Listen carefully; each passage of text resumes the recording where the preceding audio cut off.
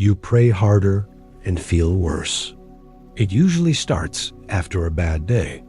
You get hit from 3 sides at once. A message you didn't want. A mood you thought you had already outgrown. A heaviness in the chest that makes everything feel farther away than it really is. So you turn to prayer, not casually, desperately. You repeat the words more intensely. You try to mean them more. And instead of feeling reconnected, you feel smaller, more cut off, more powerless. Almost like the prayer confirmed the distance instead of healing it. If that keeps happening, something dangerous is building underneath. Your prayer stops being a bridge and quietly becomes a ritual of exile. Every time you pray from that place, you rehearse the same message. The help is elsewhere. The presence is elsewhere. The life you need, elsewhere. And the more sincere you are, the deeper that rehearsal goes. This is not a small risk. This is the mechanism by which devoted people slowly train themselves into spiritual powerlessness. By the end of this video, you'll see the structural mistake hidden inside that kind of prayer. Why it drains people who are genuinely sincere, and what changes when prayer stops being a cry sent into absence and becomes recognition inside the hole itself. Here is the core mistake. Most prayer begins with a split that never gets questioned. I am here. The power is there. I am lacking. It has what I need. I am outside, trying to reach in. If that is the structure underneath the words, then even beautiful language feeds the same wound. Because prayer is not only language, it is relationship. It is orientation. It is the shape your soul takes while it addresses reality. And if that shape is separation, then separation is what gets repeated.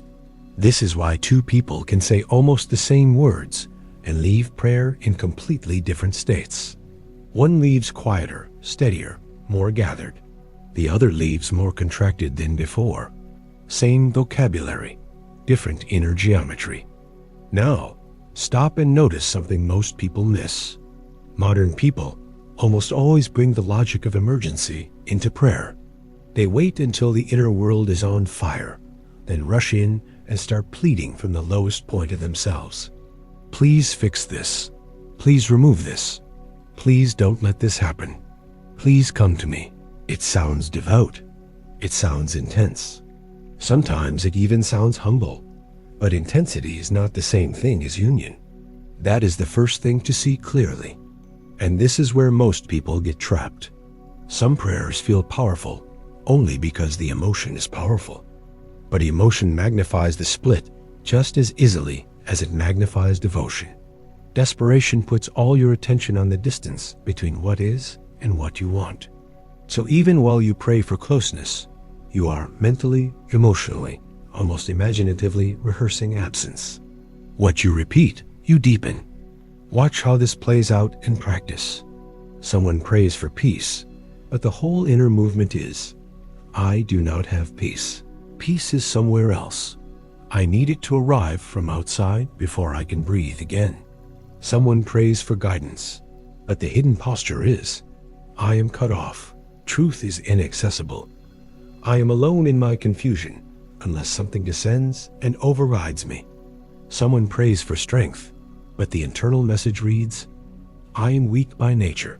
Life is happening to me. I have no living participation in what I'm asking for. The issue is not that asking is wrong. The issue is the form of the relationship you reinforce while you ask.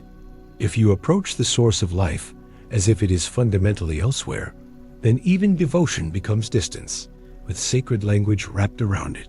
Here is the image that breaks the pattern in one stroke. A fish begging the ocean for water is not lacking sincerity. It is lacking recognition. The fish is not the ocean in its totality, but it is never outside the medium of its life. Its problem is not total abandonment. Its problem is blindness to what it already lives within. That is much closer to what prayer is supposed to heal. Not the non-existence of help, but the trance of separation. Everything in existence is already within the whole, and the whole is already present in everything that exists. The moment you see it, really see it. The foundation of desperate prayer collapses because there is no elsewhere to beg toward. So if begging from separation weakens prayer, what changes when prayer becomes recognition? What changes first is not the topic, it is the stance. Prayer stops sounding like a message thrown upward into a silent sky.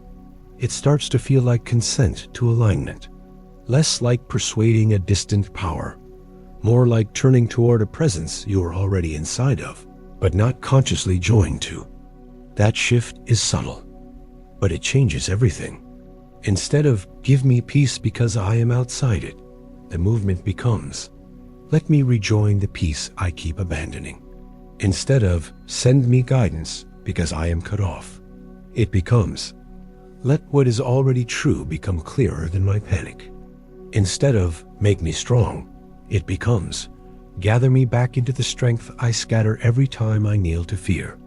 Notice what happens. The prayer is no longer built on the fantasy that life is absent and must arrive. It is built on recognition that you are already within a greater life, but misaligned with it. Not performance, not denial, not pretending everything is fine. Recognition. And if you're finding this useful, if this is the kind of reading that sharpens how you see your own practice, subscribe.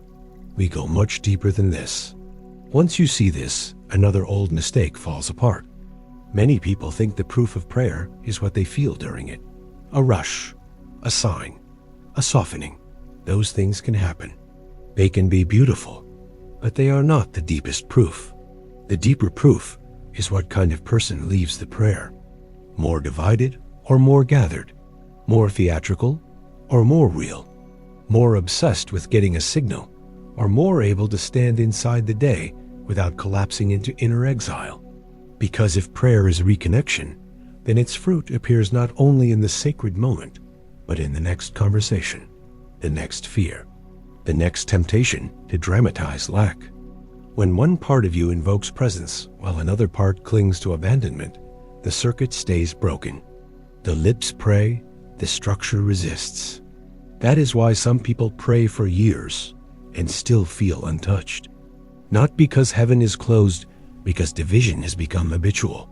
So the correction is not to pray less, not to become cold, not to force certainty. It is to stop treating the whole as foreign. You do not reconnect by exaggerating the distance. You reconnect by ceasing to worship the distance. And maybe that is the most important line in this entire video. Your pain is not that life abandoned you. Your pain is that you keep taking yourself to be cut off from what you never left.